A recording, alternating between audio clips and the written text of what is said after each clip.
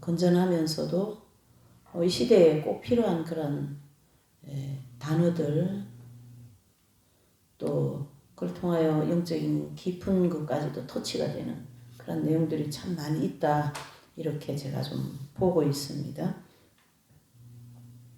그래서 하나님의 길에 우연은 없다, 그 책이죠. 그래서 오늘은 이제 8장에서 10장까지 내용인데 그 세 가지의 주제가 나와 있어요. 변하는 세상, 변하지 않는 진리, 또 건전한 의심의 눈길이 필요할 때, 유일한 생명의 책, 성경, 이렇게 세 가지의 주제가 나왔습니다. 그래서 그 첫 번째 주제에 변하는 세상, 변하지 않는 진리, 그 주제가 참 좋지 않습니까? 세상은 변하는 거예요. 그 다음에 진리는 변하지 않습니다. 네. 지난번 시간에는 이제 그 진리는 변하지 않는다라는 것을 다른 어떤 단어로다가 많이 얘기했고, 또 사실은 영적인 게 아니다. 그러니까 뭐 과학적인 지식 뭐 이런 게 다 사실이긴 하지만 영적인 건 아니다. 특히 지금 이제 세상이 아주 뭔가의 그 통째로 본질적인 게 바뀌고 있는 그런 상황에서 AI를 볼 수가 있습니다. 그래서 AI는 절대 영적인 게 아니기 때문에 성경에 갖고 올 수가 없습니다. 그래서 뭐 AI를 통하여서 뭐 설교 준비도 하고 그런 소리 들리기도 하고 뭐 그러는데요. 그런 거 정말 안 해야 된다고 보고 있습니다. 저 같은 입장에서는. 자, 그와 같이 이 진리는 변하지 않습니다. 세상은 무수하게 지금 변화를 일으키고 있는 상황을 우리가 살아가고 있습니다. 자, 거기 보시면 이제 변하는 것이 많을수록 변하지 않는 것도 많아진다. 그러니까 변하는 이 세상에서 막 그냥 이런 곳에서 하나님께서는 이런 혼란스러울 때 더 진리가 선명해질 수 있도록 하시거든요. 그러니까 예수님 오실 당시에도 이미 이제 우리가 구약과 신약을 연결할 그 중간 기간이라고 하지 않습니까? 거기를 이제 암흑기 뭐 이렇게도 얘기하는데 그 400년이라고 하는 길고 긴 시간 동안에 하나님의 말씀이 없었고, 그런 정말 하나님의 선지자도 없는 그런 시간을 400년이라는 긴 시간을 보냈으니 그 이스라엘 백성들이 얼마나 영적으로 내지는 마음 심적으로 피폐해져 있겠습니까? 근데 그 피폐해져 있는 그 상황에서 하나님은 더 선명한 진리인 예수님을 보내시는 거예요. 참 이런 하나님의 역설적인 것을 볼 때마다 정말 그 진리에 대해서 또 확신이 생기고 이제 우리가 그렇게 볼 수가 있습니다. 내가 알기에 이것은 프랑스 사람에게 유래한 유명한 속담이다. 이 속담에 담긴 지혜는 인간의 삶의 거의 모든 부분에서 나타나는데 그 이유는 변화 속에서도 여전히 그대로 있는 것들 중에 가장 대표적인 것이 인간의 본성이기 때문일 것이다. 내가 볼 때 인간 본성에 변치 않는 성질이 가장 완벽하게 나타나는 때는 크리스마스이다. 아기 예수님이 태어나던 시대와 현대의 근본적인 차이를 생각해보자. 우리가 살고 있는 20세기 문명에 비하면 저 놀라운 아기를 둘러싸고 있는 모든 것은 천연적이고 원시적이었다. 아기 예수님은 병원이 아니라 마국 안에서 태어나셨다. 그분의 어머니를 돌보아준 사람은 숙련된 의료 전문가가 아니라 산파였다. 그분의 얼굴에 빛을 비춘 것은 전구가 아니라 양초였다.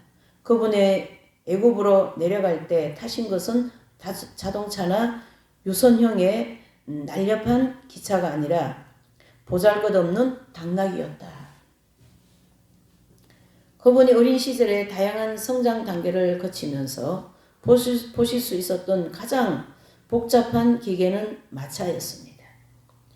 종이, 플라스틱, 전화, 라디오, 카메라, 인쇄된 종이, 포장된 고속도로, 또 대포, 전기기관, 전기모터 같은 것을 보지 못하셨다. 예수님이 이런 걸 보지 못하셨죠. 예수님 오실 당시도 거의 문명이 발달하지 않은 지금으로부터 2000년 전이라고 볼 수는 있어요. 그 시대에 백신 주사를 맞거나 비타민제를 복용하거나 정신과 의사에게 상담을 받거나 음반을 취입하거나 열기구, 풍선, 비행기 또는 엘리베이터를 탄 사람은 아무도 없었다. 그 시대의 사람들은 엽록소, 치약, 고무장갑, 미리 소재된 밀가루, 완두콩, 통조림, 아카셀처. 이게 이제 뭐냐면 물에 타서 마시는 소화제입니다. 그 당시에 물에 타서 소화제. 주차요금, 징수기, 위티즈. 이게 위티즈 이거는 뭐냐면요. 미국 제너럴 밀즈 사이의 시리얼 제품입니다. 시리얼 뭐 그런 제품인가 봐요. 튀긴 쌀, 전기 면도기, 접이식 침대, 손목시계, 타자기 그리고 반창고 없이 살았다. 문명이 전혀 발전되지 않은 그러한 시대에 예수님 오셨다 이런 뜻입니다. 예수님은 젖병으로 분유를 먹지 않으셨고 화학적으로 혼합된 유아용 유동식을 먹지 않으셨으며 교육적 완구를 갖고 놀지 않으셨고 진보적 학교를 다니지 않으셨고 만화책을 읽지 않으셨고 장난감 방공호를 갖고 계시지도 않았다. 고도로 복잡해진 우리의 현재 생활 양식과 비교할 때 예수님 당시의 팔레스타인 사람들은 무슨 재미로 살았을까 하는 생각이 든다. 만일 우리가 갑자기 그들처럼 살지 않으면 안 되는 상황이 처한다면 세상의 종말이 온 것처럼 느껴질지도 모른다. 그토록 원시적인 그로 살았던 사람들은 왠지 자유주의자들의 말을 인용해 보자면 진짜 인간이 아니었던 것 같다는 생각이 우리의 머리를 스치기도 한다. 자, 이제 여기까지 조금 설명을 하면 예수님 오시는 당시와 또 지금의 시대를 이렇게 비교하면서 너무 복잡해진 이 현대 문명 때문에 결국은 사람들이 더 복잡해졌고 또 순수성을 잃어버리고 또 그 신앙의 본질을 많이 잃어버릴 수 있다 내지는 잃어버린다 그런 의미가 이 안에 이제 쭉 들어있는 거죠. 그러나 그들은 틀림없이 진짜 인간이었다. 베들레헴과 가버나움의 그 소박한 사람들 말이다. 조용한 사실은 그들이 우리와 똑같은 종류의 사람들이었다는 것이다. 그에 있어서 그들과 우리를 구별 지을 수 있는 어떤 작은 차이점도 발견되지 않는다. 다만 외형적인 것들이 달랐을 뿐이다. 그들의 시대와 우리의 시대 사이에 일어난 변화는 오직 외형적인 인간에게 일어난 변화일 뿐이다. 내면적인 인간은 조금도 변하지 않는다. 그러니까 이제 서도에서 이 복잡 다양한 혼란 속에서 변하지 않는 것은 인간이다. 근데 그 인간을 이제 그 예수님 오실 당시에 그 당시의 사람들과 지금의 사람들을 비교를 하면서 실제 사람은 변하지 않았다. 똑같다. 그때 사람과 지금의 사람. 그래서 인간에게 필요한 근본적인 것들은 제1세기의 사람들이나 2세기, 20세기의 우리에게나 완전히 똑같다. 1세기의 사람들처럼 우리도 죄와 죽음의 문제로 고민하고 평안과 영생을 갈망한다. 두려움 때문에 외롭고 패배를 맛보며 충격에 빠지며 배신당하고 슬프고 적의 때문에 상처받고 실패하면 의기소침해진다. 임박한 죽음의 공포심을 느끼며 마귀에게 시달리고 장차 임할 심판을 생각하면 극도의 두려움에 사로잡힌다. 지금 이제 그때도 이런 내용으로 그 평안이 없고 또 시달리기도 하고 그런 근데 지금도 마찬가지다 이런 뜻이죠. 1세기 사람들은 그들의 소박한 집안에 앉아 촛불을 켜놓고 고민했지만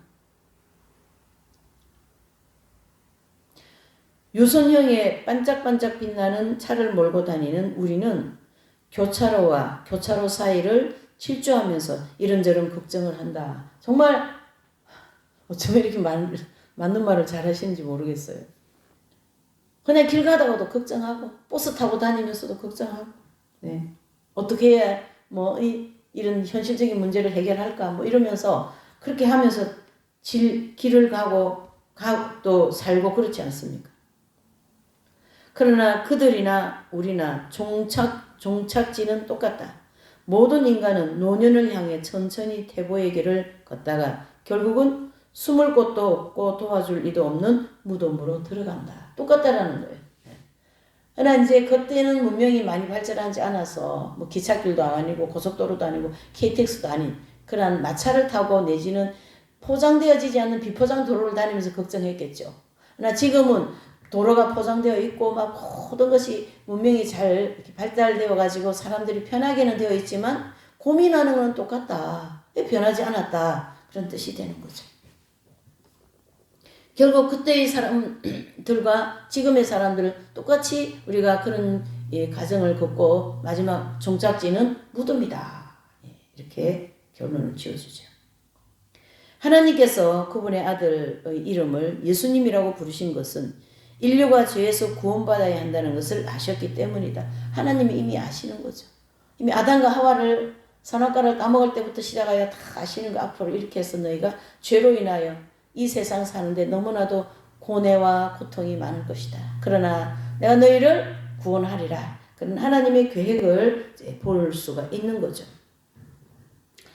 천사들을 보내어 땅 위에 평화를 선포하신 것은 세상의 평화를 갉아먹는 두려움의 이빨에서 건진받아야 한다는 것을 아셨기 때문이다.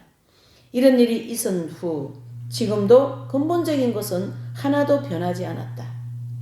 지금 우리에게는 예수님이 필요하다. 그 이유는 2000여 년 전에 사람들에게 그분이 필요했던 이유와 똑같다. 변하는 것이 많아질수록 변하지 않는 것도 많다. 그렇죠. 그러니까 이게 참 이분이 글을 저는 이런 걸 너무 제가 좋아해서 그런지 이런 대목이 나오면 그냥 은혜가 되고 그렇습니다. 변하지 않은 것이 많을수록 변하는 것도 많다. 그러니까 그 변하지 않는 인간 세상에서 그렇죠. 그 인간 세상에서 하나님께서 변하지 않는 그 근본적인 예수님을 이 땅에 보내시지 않습니까? 그러니까 변하지 않는 것도 더 많은 거예요. 변하지 않는 것이.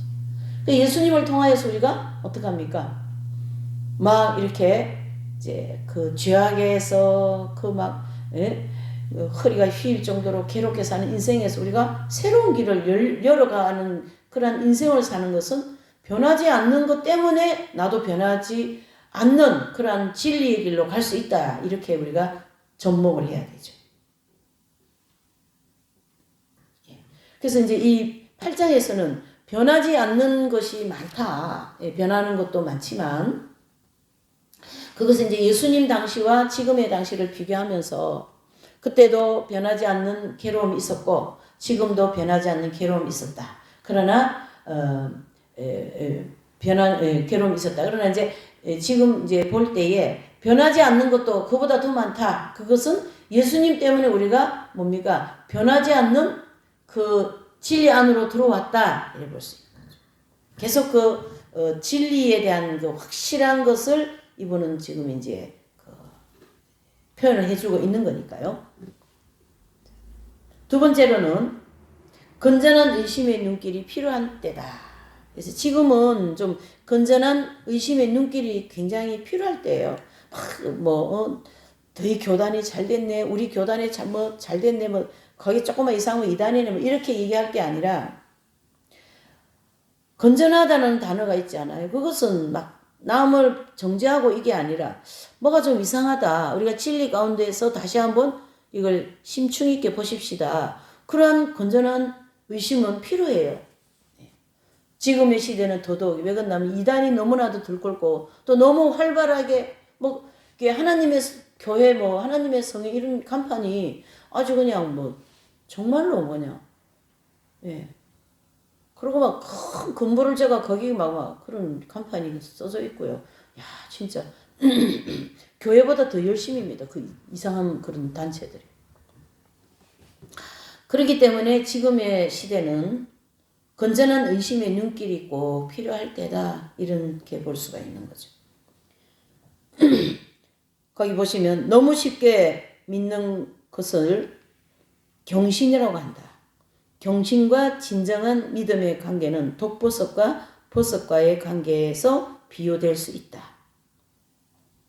독버섯과 버섯은 모양이 아주 비슷하기 때문에 혼돈하기 쉽습니다. 서로 정반대의 결과를 낳기 때문에 너무나 다르다. 우리가 이단에 이렇게 보면 비슷한 게 많아요. 왜 그러냐면 이 이단들이 이 성경을 가져가서 왜곡을 시킨 거잖아요. 그 성경 가지고 얘기하니까 비슷하게 보이는데 끝에 가서는 어때요? 완전히 다르죠. 정확하게 다르죠. 끝에는 지옥이요. 이 진리는 천국이니까 완전히 다른 거죠. 뭐 얘기할 것도 없죠. 참된 믿음의 사람은 좀처럼 경신에 빠지지 않는다. 반면 너무 쉽게 믿는 사람은 참된 믿음을 갖기 힘든다. 믿음은 마음이 소박한 사람들의 것이고 경신은 생각이 단순한 사람들의 것이다. 이처럼 믿음과 경신은 동이 서에서 먼 것처럼 서로 멀리 떨어져 있다. 믿음의 사람은 눈에 보이는 것들에 현혹되지 않고 하나님의 약속을 믿기 때문에 결국 그분께 영광을 돌리게 되지만 경신의 사람은 미신의 자녀이기 때문에 아무에게도 도움을 주지 못한다. 경신의 사람은 혼란스러운 정신 상태를 보이며 영적 깨달음에 이르지 못한다. 그러니까 믿음의 사람 또 경신의 사람 그렇게 두 분류를 나누고 이제 설명을 좀 해줬는데 믿음의 사람은 변할 수가 없어요. 그러니까 성경에 나와 있는 분들이 다 믿음의 사람들이죠. 구약의 선지자들이 다 믿음의 사람들이죠. 12제자들은 믿음의 사람들이죠. 사도 바울은 또 믿음의 사람들이죠. 또 예수님의 그 이제 메시아 구원자가 오기를 남편과 7회를 살고 가부가 된 안나 있지 않습니까? 그런 분들은 믿음의 사람들이거든요. 그래서 그 남편이 돌아가신 가부가 된 그 안나는 그날부터 성전에서 메시아를 보기로 기다리는 마음에서 정말 그 종말론적인 신앙이죠. 그 신앙을 가지고 그 예수님을 만나는 그 시간까지 그 아기 예수님 나오지 않아요?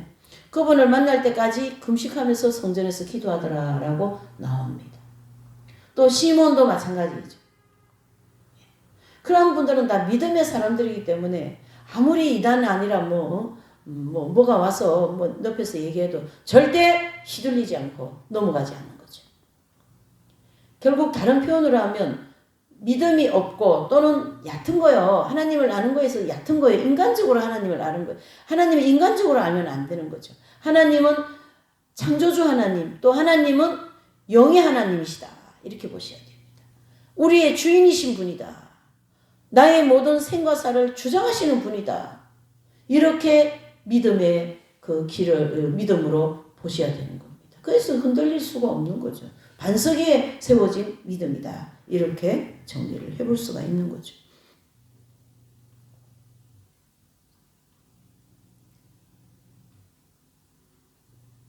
그러니까 이 경신의 사람은 혼란스러운 정신 상태를 보이며 영적 깨달음을 이루지 못한다. 그러니까 정신이 혼란스럽다라는 인간적이고 뭐 그냥 육신적인 거 많이 추구하고 그렇게 하면 혼란스럽습니다. 하나님은 굉장히 단순하신 분이고 그 단순함 속에 무궁무진한 진리가 들어있는 이러한 놀라운 신비적인 분이시기 때문에 우리의 머리로 하나님을 생각하고 그렇게 하면 문제가 곤란해져요. 그래서 성령님에 의해서 죄와 그런 인간의 허무함을 깨달으면서 하나님을 진정으로 우리가 만나야 되겠죠. 교회를 다니는 사람에게 해당되는 얘기입니다, 여러분. 간혹 믿음의 길을 가기 시작한 어떤 이들의 믿음의 내용을 들여다보면 깜짝 놀랄 때가 있다. 성경을 의심하는 것은 죄로 간주하는 생각은 물론 옳다. 하지만 누군가 어떤 것을 가르칠 때 성경을 덜먹인다고 해서 그것이 아무리 황당하고 비성경적이라 할지라도 무조건 받아들이는 태도는 잘못된 것이다. 무조건 받아들이는 태도는 잘못된 것입니다, 여러분. 그런데 이 무비판적인 사람들은 그렇게 한다. 누군가의 이야기에서 기적의 냄새가 나기만 하면, 누군가 이야기에서 막 기적의 그런 어떤 냄새가 나기만 하면 아무 의심 없이 그것을 받아들이고 아주 엄숙하게 고개를 끄덕이면서 경외심으로 충만한 목소리로 그것을 전한다. 여기서 얘기하는 이 대목들은 외향적인 신앙, 또 맹목적으로 은사만 따라가는 그런 신앙 있지 않습니까? 또 막 이렇게 막 외향적으로 막 드러나고 막 이렇게 막 뒤로 넘어가고 막 갑자기 불이 떨어져 가지고 막 그냥 사람이 막 이렇게 그런 것만 쫓아가서 봤다고 이렇게 하면 곤란하죠. 그러면 이 경신적인 신앙에 빠지기 쉽습니다. 뭐 신앙이라고도 얘기하기가 좀 그렇죠. 어쨌든 누구가 뭐 좀 거기 신용사 내지는 거기 연이 정말 맞대 그렇게 해서 쫓아다니는 신앙은 샤머니즘 내지는 점쟁이 찾아다니는 신앙이나 마찬가지죠. 하나님은 그런 분이 아니시지 않습니까? 그러니까 우리가 구약에서도 보면 왕이긴 하지만 사울 왕을 우리가 볼 수가 있죠. 그래서 그분이 이제 자기 마음과 뜻대로 뭐가 안 되니까 어떻습니까? 결국은 점쟁이로 찾아가는 그러한 사울의 행적을 우리가 볼 수가 있습니다. 만일 어떤 교회에서 이런 사람들의 수가 자꾸 늘어난다면 도를 넘는 광신적 행위가 거짓 교훈의 자랄 수 있는 완벽한 토양이 마련되는 것이다. 그래서 너무 그런 은사에 치우쳐 있고 말씀이 약하고 막 은사만 최고라고 그러고 막 그런 교회 그런 것이 많이 추구되어지는 그런 이제 그 메시지 내지는 그 이제 그 성도들이 많으면 그 교회는 좀 어떨까요? 좀 광신적인 행위의 거짓 교훈에서 자라는 토양이 되는 거죠. 그러면은 뿌리가 없습니다. 그러면은 뿌리를 내릴 수가 없는 거죠. 믿음이 없기 때문에. 외향적인 보이는 것에 굉장히 그래서 나는 꿈을 꿨으니까 꿈도 이 꿈이요. 꿈은 그러니까 뭐 이런 계시나 꿈이 이런 거는 상징이 많기 때문에 해석을 잘해야 되고 적용을 잘해야 돼요. 거기에 맹신해 버리면 이런 결과를 낸다 이런 뜻이죠. 우리는 성경의 명백한 교훈이 지지하지 않는 모든 것에 건전한 의심의 눈길을 던지는 습관을 길려야 한다. 그래서 너무 외향적이고 너무 이렇게 막 그렇게 좀 감각적인 그런 신앙 그렇죠. 뭐 지금 뭐 얼마 전에만 해도 뭐 그런 일이 있었어요.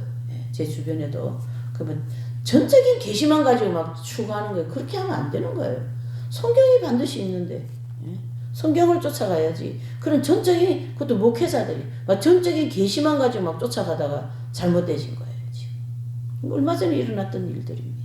다 외향적인 잘못된 그런 신앙의 이제 내용이죠. 그럴 때는 저 의심해야 된다. 저거 아니다. 이렇게 해봐야 되는 거예요. 그러니까 아니더라는 거죠. 이거 뭐야? 성경에 하나도 없는 거예요. 그 뭐 기록 같은 거 이런 거 받은 거 이런 거. 꿈 받은 거, 뭐 계시 받은 거, 뭐 기도하면서 보인 거 이런 거 다 그게 얼마나 마귀가 역사를 많이 하는 통로들이에요. 그런 거. 그게 이게 사람의 정욕을 이게 아주 이렇게 만족해주는 그런 대목들이 있거든요. 주님이 너만 사랑한다. 뭐 예수님이 뭐 인류의 구원자이신 예수님이 뭐 너만 사랑한다. 그렇게 하실 수 있겠습니까? 다 사랑하시는 거예요. 그러나 나한테 좀 주님이 그런 말씀하실 때 내가 너무 어려운 환경에 있으니까 위로해주기 위해서 내가 너를 사랑한다. 이렇게 얘기할 수는 있죠. 근데 그게 막 내 모든 신앙의 전체인 것처럼 그러면 곤란하죠. 그래서 의심의 눈길이 건전한 의심의 눈길이 필요하다. 하나님이 계시하신 진리를 붙드는 믿음만이 진짜 믿음입니다. 하나님이 계시하신 진리는 이 성경인 거거든요. 이것만 믿으면 된다. 말씀을 따라가야 돼. 우리가 이제 예수님 믿고 나면 성령에 의하여 이런 은사도 있고 막 그러는데 그거는 성경 말씀을 잘 따라가라고 주신 하나의 보너스예요. 그게 주가 되면 안 되죠. 우리의 주는 예수 그리스도의 말씀, 성경 이렇게 볼 수가 있는 거죠. 그 진리를 벗어난 것을 붙드는 믿음은 불신앙만큼이나 해롭다.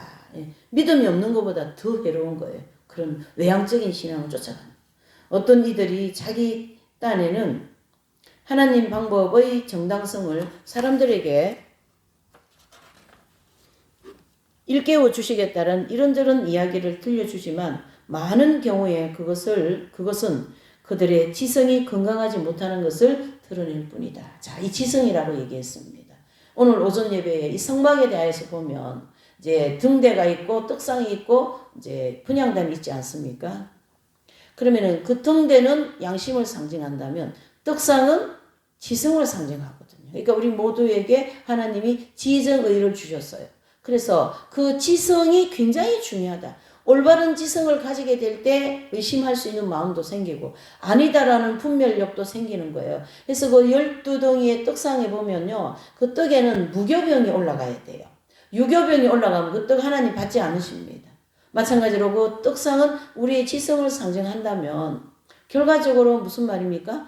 지성이 무교병, 순수한 하나님의 말씀으로 우리의 지성을 채워야 된다.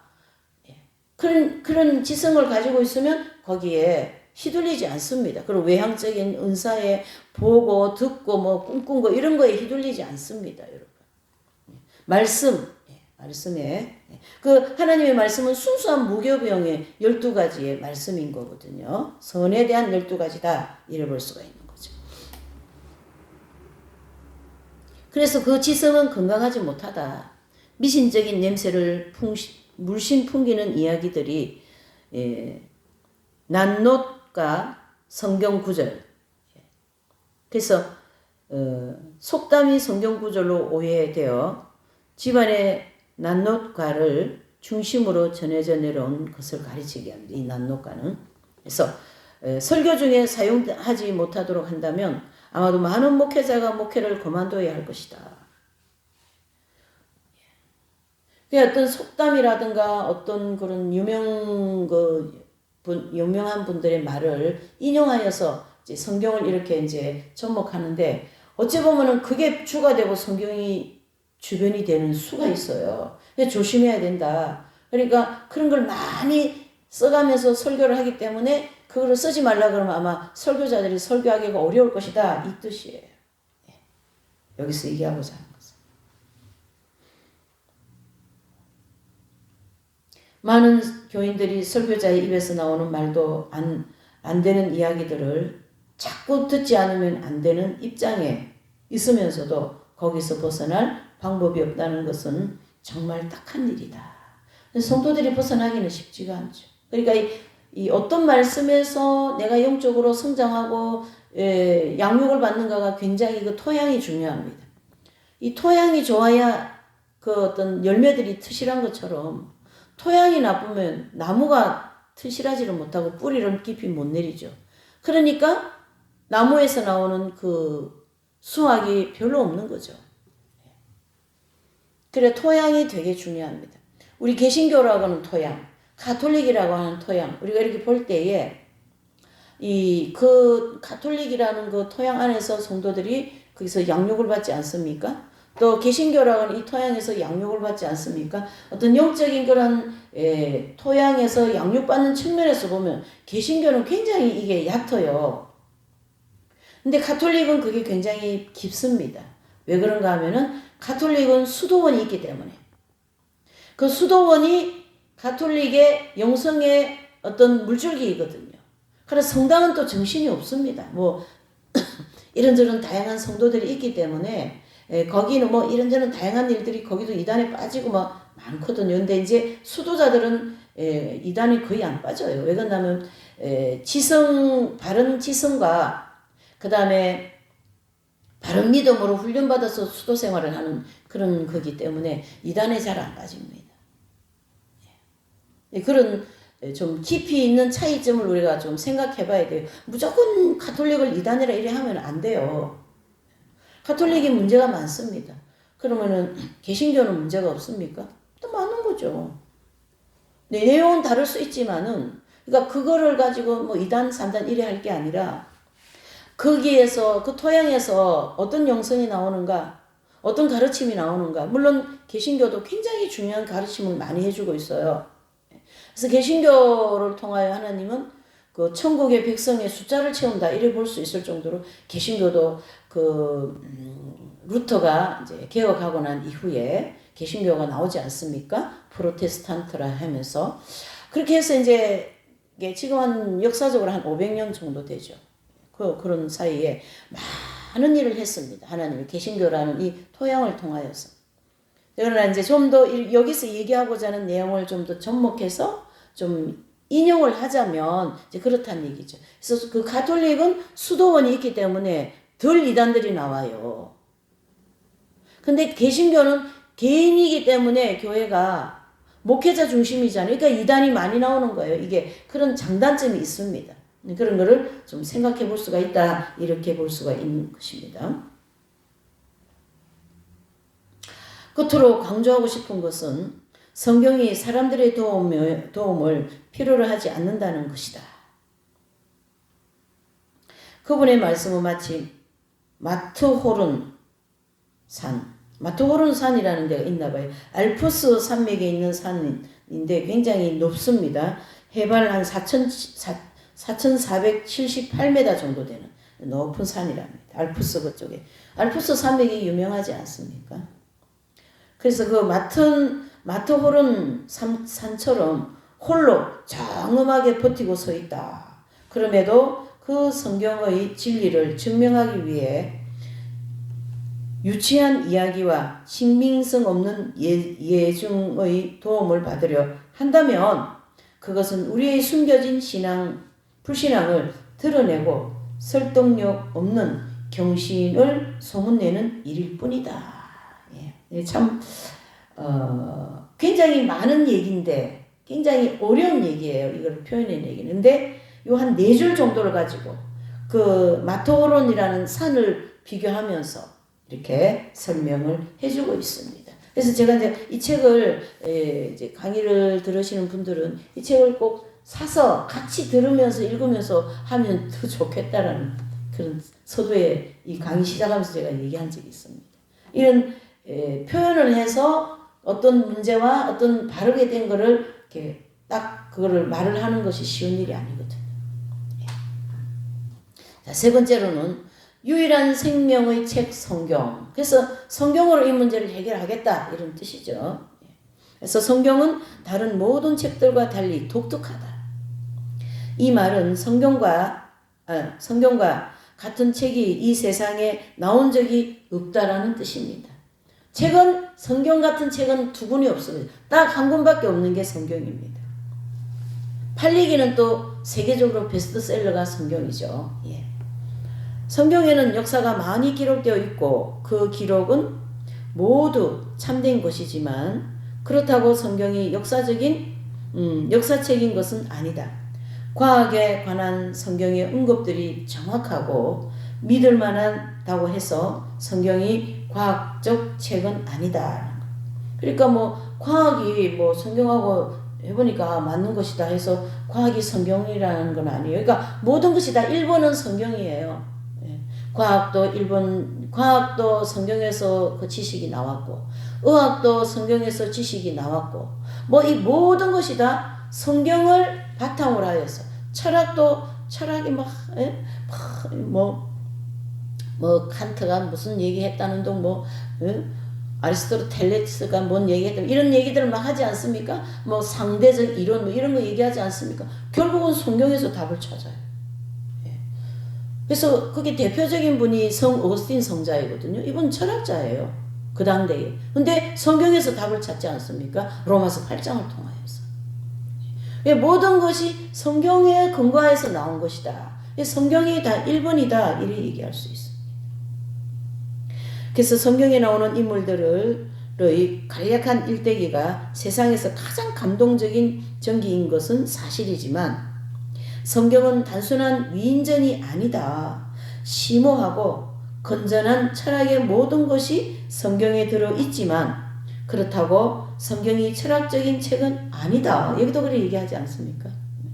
철학의 해답을 어디서 찾으려면 성경에서 찾아야 돼요. 그러니까 근원적인 게 성경이다. 이렇게 볼 수 있죠.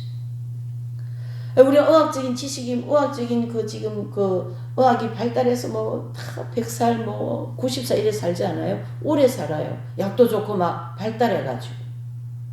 근거가 다 어디서 나왔냐면 성경에서 나왔습니다. 그래서 이제 의사 되시는 분들도 이렇게 보면, 이번에 저도 그걸 체험했거든요. 주님이 치료하니까 한 방에 가는 거예요.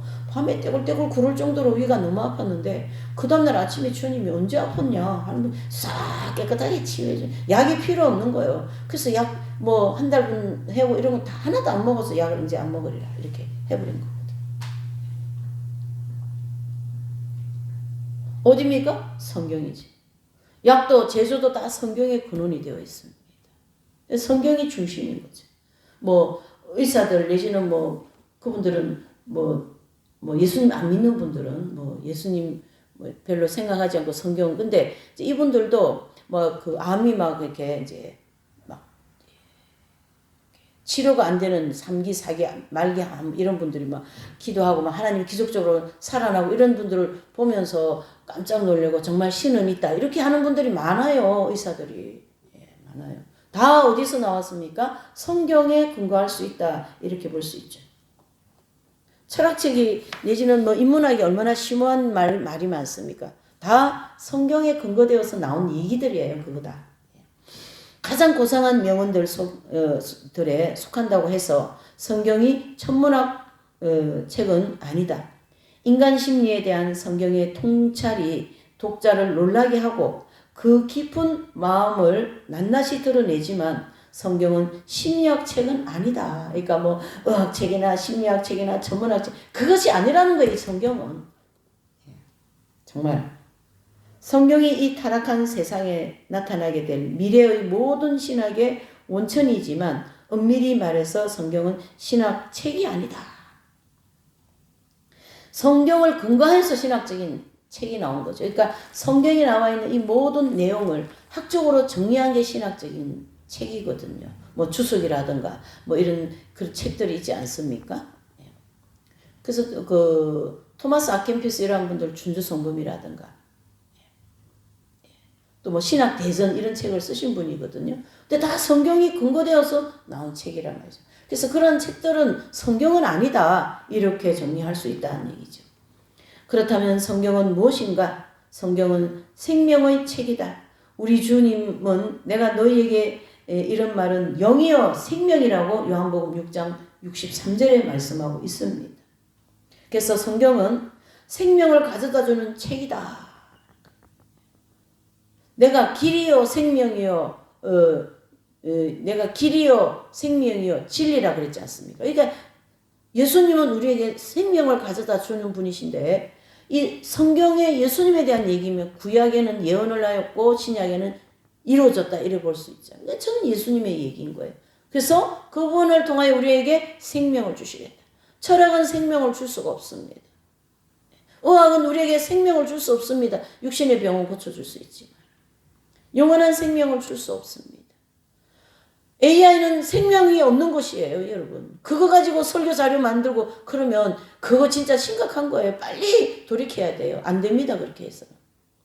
AI는 생명이 없는 거예요. 그냥 지식만 전달하는 거예요. 그런 토양에서 하나님 말씀을 듣고 자라는 성도들이 얼마나 영혼이 피폐해지겠습니까? 상당히 심각한 시대를 우리가 살아가고 있습니다. 그런 걸 분별할 줄 알아야 되는 거죠. 그래서 성경은 생명을 가져다주는 책이고 성경은 인간 사고의 어떤 영역에도 1차적인 관심을 두지 않는다. 성경이 무지개에 대해 말한다면 그것은 인류를 위한 하나님의 자비로운 언약을 상기시키기 위함이다. 무지개, 그렇죠?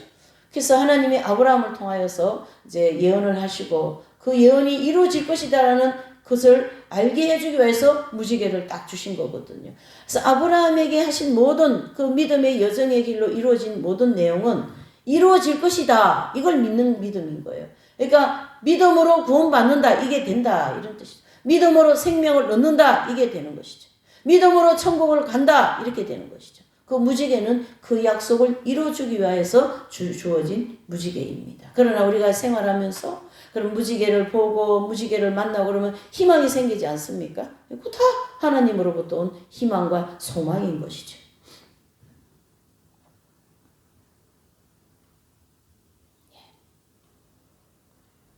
성경이 아브라함에 대해 말한다면 그것은 우리와 하나님과의 관계에서 믿음이 어떤 역할을 하는지를 가르쳐 주기 위함입니다.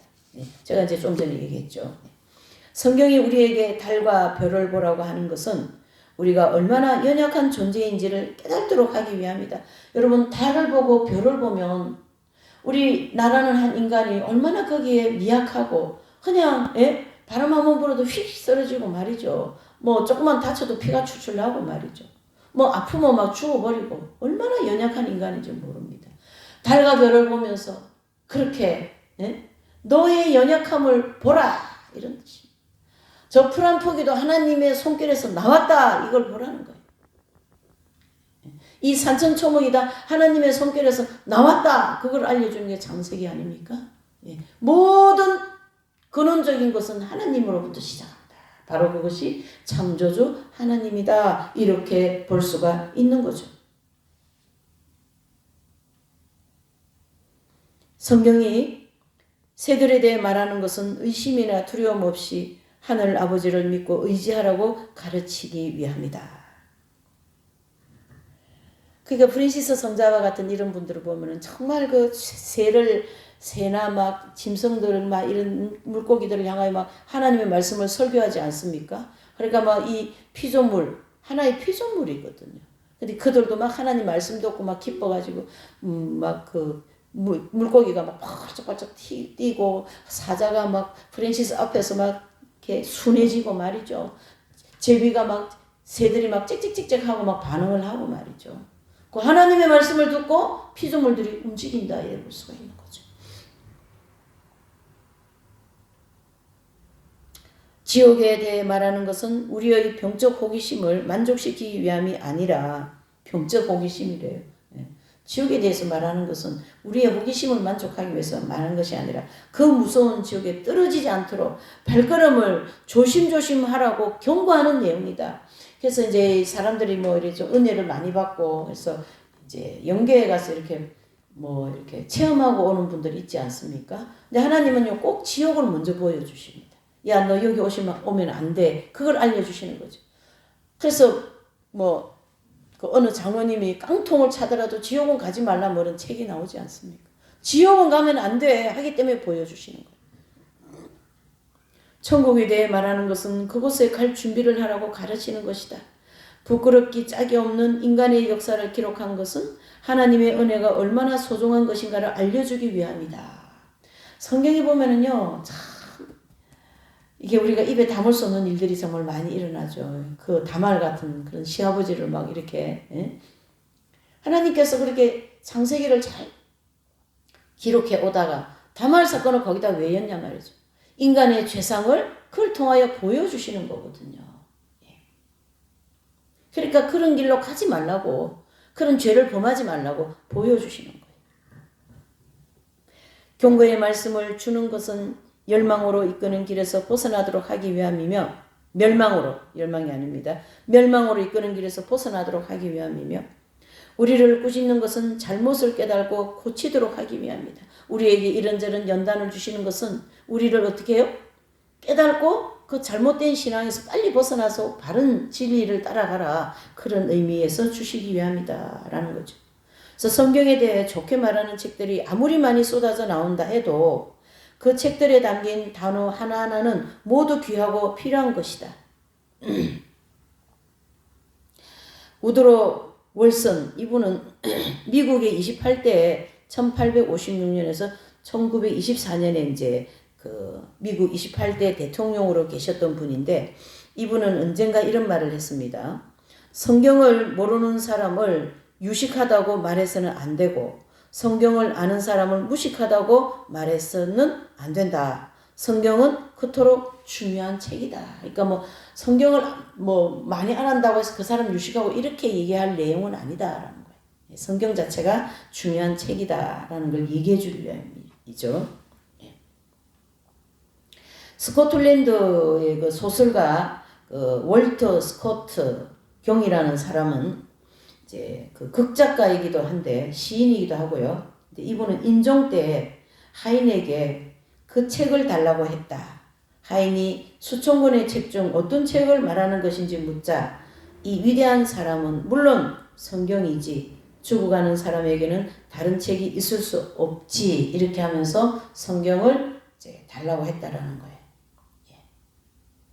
심지어 회의주의자였던 조지 버나드 쇼라는 분이 있는데 이분은 이제 그 아일랜드 극작가이시고 또 비평가 및 그 농계 그런 것을 이제 좀 하면서 계신 1800년에서 1950년대 활동하신 분인데 이분조차도 말년에 늘 성경을 가까이 했고 여행할 때마다 성경을 갖고 다녔다고 합니다. 우리 모두는 몇 가지 성경책을 갖고 있어야 한다. 성경을 공부하기 위한 관주 성경이나 읽기 쉽도록 큰 글자로 만들어진 경건생활용 성경 등이 그것이다. 나는 적어도 이 두 가지는 반드시 있어야 한다고 생각한다. 그러니까 이제 성경이 이제 이렇게 있으면 이제 간주 성경 이렇게 좀 이렇게 그 각주를 달아놓은 성경이 있고 또 읽어서 큐티도 하고 이렇게 하는 성경이 있지 않습니까? 이렇게 두 가지의 성경은 우리 사람에게 꼭 필요하다 그런 뜻이죠. 그리고 금전적 여유가 된다면 다른 지출을 줄이면 여유가 생길 것이다. 근데 이제 금전적으로 이제 좀 전략해서 현대어 역본 한두 개를 더 구비하면 좋겠다. 그러니까 이제 이 토저라는 분은 이제 많은 책을 이분도 읽고 또 책을 쓰기도 하지만 그 중에 책 중에 책이 성경이고 그 책을 이제 우리가 좀 이렇게 공부도 하고 또 이제 그런 거 잘 하기 위해서는 이런 몇 권의 분류의 책을 성경책을 가지는 것이 좋다. 그런 뜻이죠. 예. 그래서 이런 역본들은 문체의 변화를 통해 독자의 관심을 유발하고 이전 문체로 기록된 성경을 더 잘 이해하도록 도와준다. 그래서 요즘에도 뭐 이제 그 번역 새롭게 이제 나온 책이 있고 뭐 저는 이제 이런 이제 추석 내지는 이제 이 성경 이제 각주되어진 이런 성경이죠. 제가 보는 성경은. 해서 그런 성경을 성경 구입에 사용된 돈은 재정이 아주 잘 사용된 경우다. 그러니까 성경 사기 위해서 돈을 쓴 것은 정말 재정으로 잘 쓴 돈이다. 예. 요즘에 뭐 커피 한 잔 뭐 5,000원 뭐 7,000원짜리도 있고 막 그렇죠. 그런 거 몇 잔만 안 먹으면 성경 한 권 살 수 있죠. 예. 얼마나 다 허비하는 재정이지 않습니까? 그러나 이 재정을 가지고 성경을 샀다면 그 재정을 잘 사용했다. 이런 뜻이 되는 것이죠.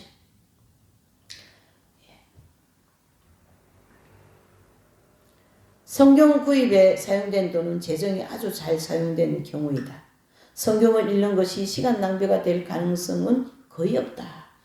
이제 뭐 우리는 수도 생활 또 내지는 뭐 수도 생활 안 해도 그 정도는 다 할 수 있는 것 같아요. 하고 있는 사람들이 많죠. 그래서 뭐 큐티 또 내지는 뭐 렉셔 TV나 뭐 이렇게도 얘기하는데 아침마다 우리가 이제 성경 뭐 몇 장 읽지 않습니까? 구약 몇 장, 신약 몇 장. 그래서 이제 그날 아침에 또 주님 앞에 또 깨달음도 주시고 또 확신도 주시고 믿음도 주시고 희망도 주시고 오늘은 너무나도 살기 힘들지만 내일이 또 희망이 있고 말이죠. 이런 성경에서 다 그걸 우리가 공급을 받으며 가야 되는 거거든요. 그게 시간 낭비가 아니다. 사랑하는 사람이나 친구들에게 줄 수 있는 최고의 선물은 성경입니다. 성경을 좋게 평가하는 말은 선한 말입니다. 만일 누군가 이 선한 말을 듣고 달게 받아들이면 이 말은 그야말로 은쟁반의 금사과와 같다. 그래서 잠언서 25장 11절의 말씀이죠. 은쟁반의 금사과와 같다. 쟁반이 은인데 그 안에 사과가 금이라 되어 있는 거예요. 그건 하나님의 말씀이라는 거예요. 이해가 되시죠? 이렇게 해서 오늘 이렇게 새 대지를 통해서 우리가 좀 살펴봤습니다. 그래서 이런 책들도 자꾸 우리가 읽으면서 우리 지성을 좀 순수하게 만들고 또 이 시대에 하나님께서 우리에게 원하시는 길이 뭔가를 묵상하고 하면서 성경을 더 가까이 하는 저와 여러분들이 다 되시기를 예수님 이름으로 축복합니다. 기도합니다. 하나님 아버지 감사드립니다. 또 귀한 이 토저 책을 통해서 하나님의 길에 우연은 없다라는 이러한 주제를 다양한 형태로 살펴보면서 놀라운 하나님의 뜻을 알게 하시고 또 이 혼란스러운 시대에 가장 믿음직한